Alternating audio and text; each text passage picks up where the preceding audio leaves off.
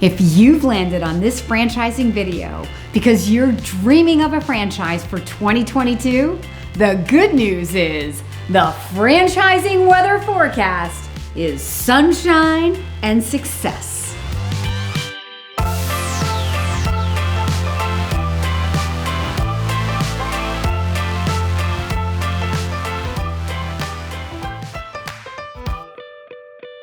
Franchising trends? What should we be looking out for in 2022? Let's talk about that. Years ago, one of my first mentors in franchising taught me that in good times and bad, the franchise industry grows. What people invest in and their motivations for investing change.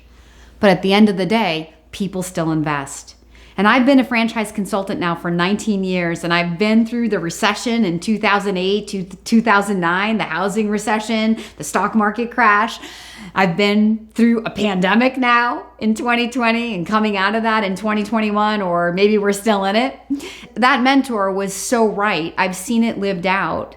The franchise industry has continued to grow despite what's happened in the world.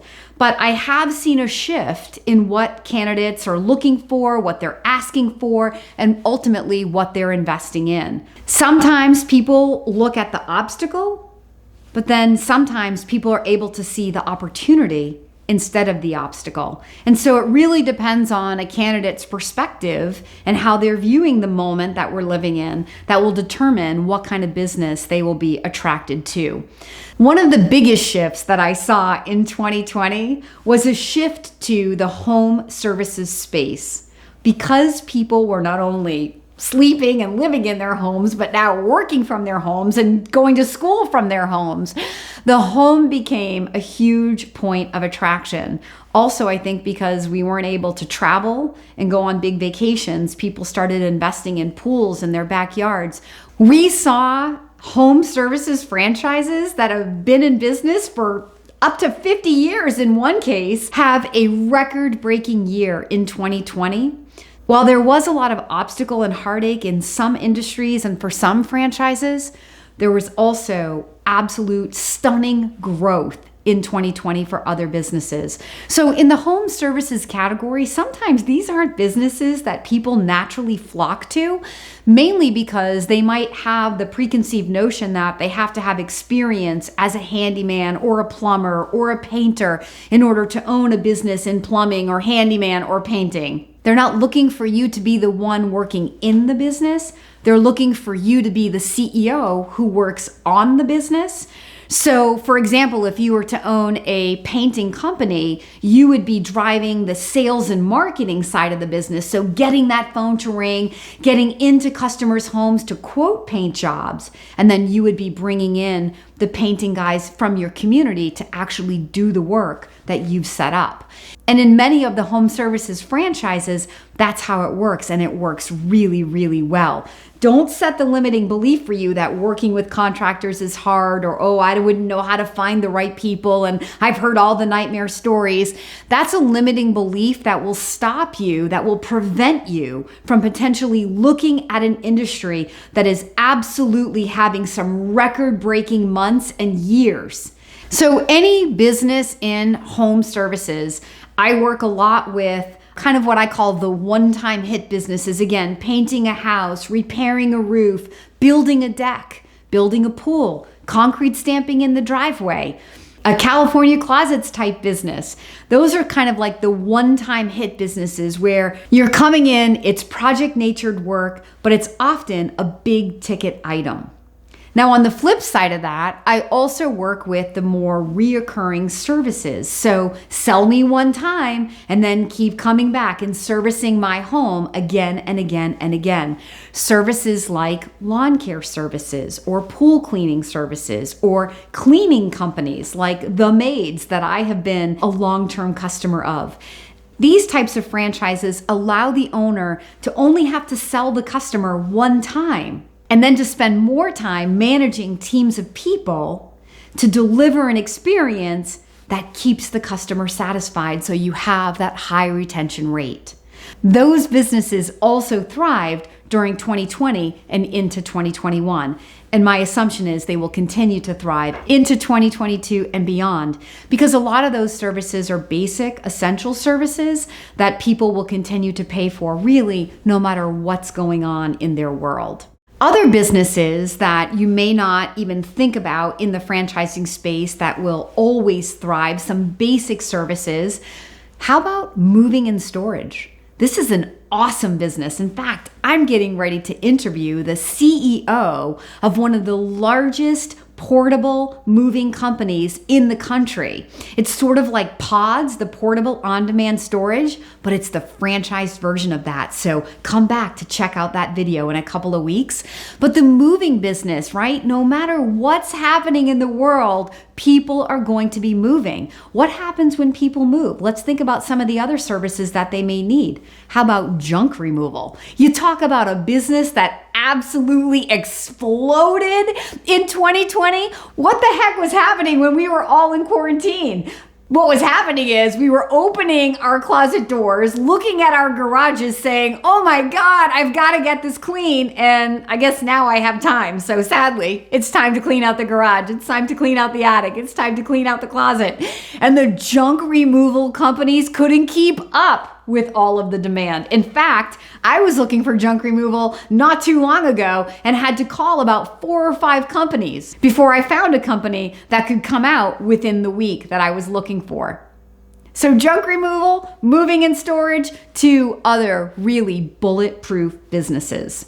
How about automotive, right? We're still driving our cars. Our cars are still breaking down. The oil still needs to be changed. The tires need to be rotated. The car needs to be inspected.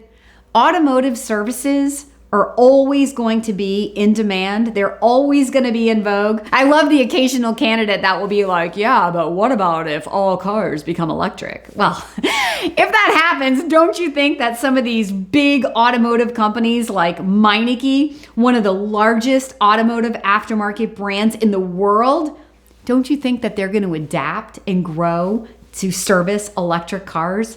Of course they are, right? That's, again, why you want to be in business with a franchise in the first place, because they should be on the cutting edge of leading those services. It'll be the mom and pops who can't figure out what equipment to buy or can't afford to invest in new equipment to adapt and change and grow their automotive shop to fit electric cars. It should be the franchise brands that are leading that charge.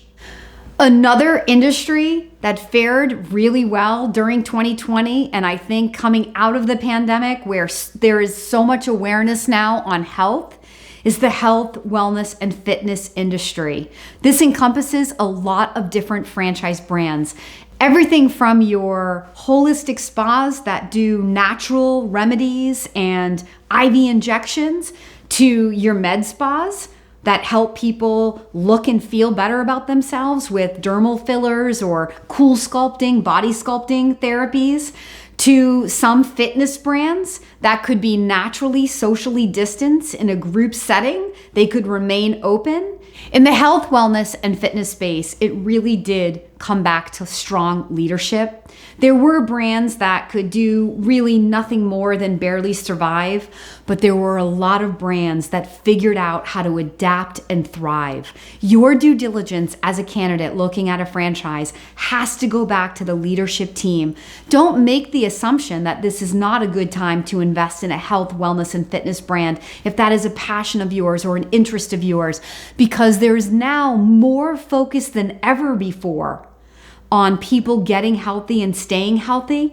And there's going to be an emergence of new franchisors in this space. I can almost guarantee it. So if this isn't a category of interest for you, don't limit yourself by believing that there isn't opportunity in a time like this, because there was franchisors, and there will be franchisors that figure out how to do more than survive. They learn how to adapt and thrive. The beauty industry, that's another really fun industry to think about, because us girls, we spend money to look good. We color our hair, we paint our nails, some people do their eyelashes, we wear makeup, right? Any brand that helps women look better and feel better, makes us feel more confident, probably exploded in 2020. In fact, did you know that one of the biggest beauty brands in our world today really got launched after World War II by selling lipstick? Lipstick! It's like it was a simple way that women could immediately make themselves feel better about their world. I mean, come on, what girl doesn't feel better with a new lipstick shade? And so the beauty industry is a fun industry to be in anyway, but it works in good times and bad because I don't care who you are. If you color your hair, you're coloring your hair, pandemic or no pandemic. Let's talk about baby boomers and our aging population. This is another industry that in good times and bad is always going to be growing because people are always going to be aging. People are always going to need care. So it's another really solid, essential industry that thrived in 2020 and 2021, and I'm pretty sure will continue to thrive in 2022. Another industry that thrives no matter what's happening in the world, opposite of seniors, is children. Products and services that cater to our kids and our growing families. It's never going to be out of fashion. There's always going to be a growing demand to help our kids, whether it be through tutoring or extracurricular activities like karate or fitness, to even life-saving skills like teaching swimming lessons. There are franchises in all of those categories that I personally know. Some of them have had absolute record-breaking years in 2020 and 2021, and I know with my help are going to continue to see growth in 2022. The point of this video is to help you understand that franchising is so much more than food and retail, that the forecast for franchising is positive. In good times and bad, there will be opportunity.